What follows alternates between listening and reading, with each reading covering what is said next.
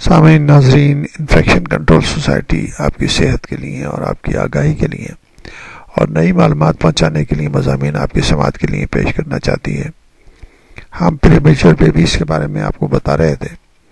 پری mature babies کے بارے میں برٹش جرنل آف آبسٹرکس اینڈ گائنیکولوجی میں شائع ہونے والی ایک جائزہ رپورٹ میں بتایا گیا ہے کہ ہر سال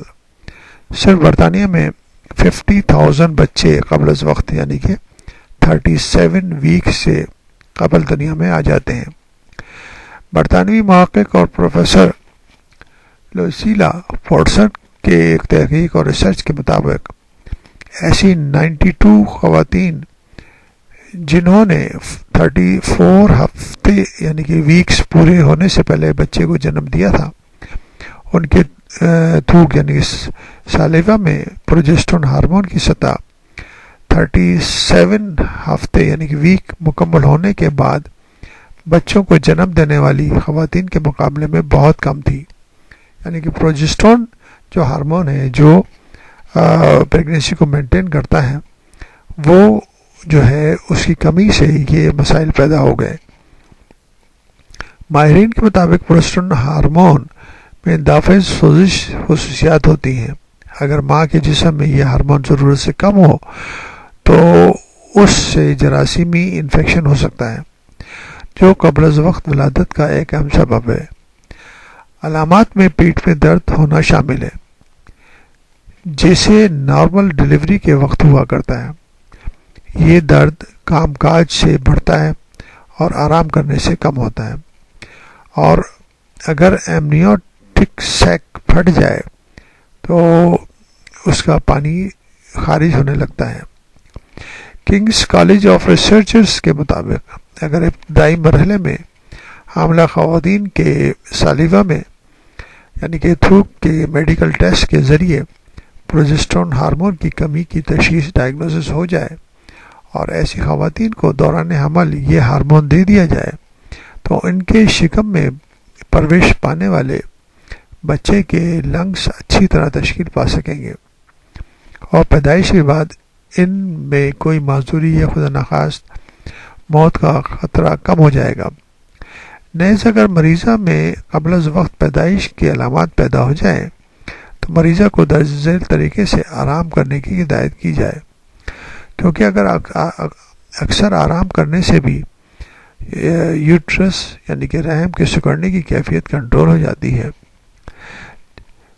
بیڈ پر اس طرح لیٹیں کہ پاؤں قدرے اوپر رہیں، پاؤں کے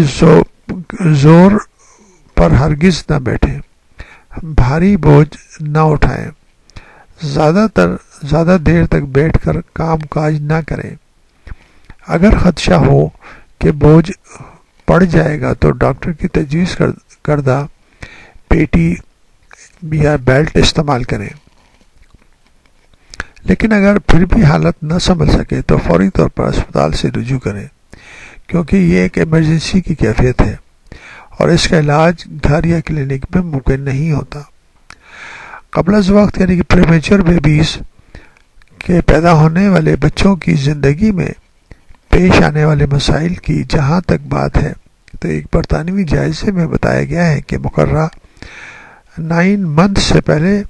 پیدا ہونے والے بچوں کو سیکھنے میں دشواری پیش آ سکتی ہے۔ انہیں جسمانی مسائل مثلا رعشہ، پٹھوں یعنی کہ مسلس، اعصاب کی کمزوری، نابینا پن، بہرے پن کا سامنا ہو سکتا ہے، اور ان کے طبی اخراجات کے بھی بڑھنے کے امکانات ہوتے ہیں، یعنی کہ طبی اخراجات تقریباً 1.5 گنا بڑھ جاتے ہیں، کیونکہ یہ مسائل جب بھی ہوں گے تو لازمی طور پر ان کو علاج معالجے کے لیے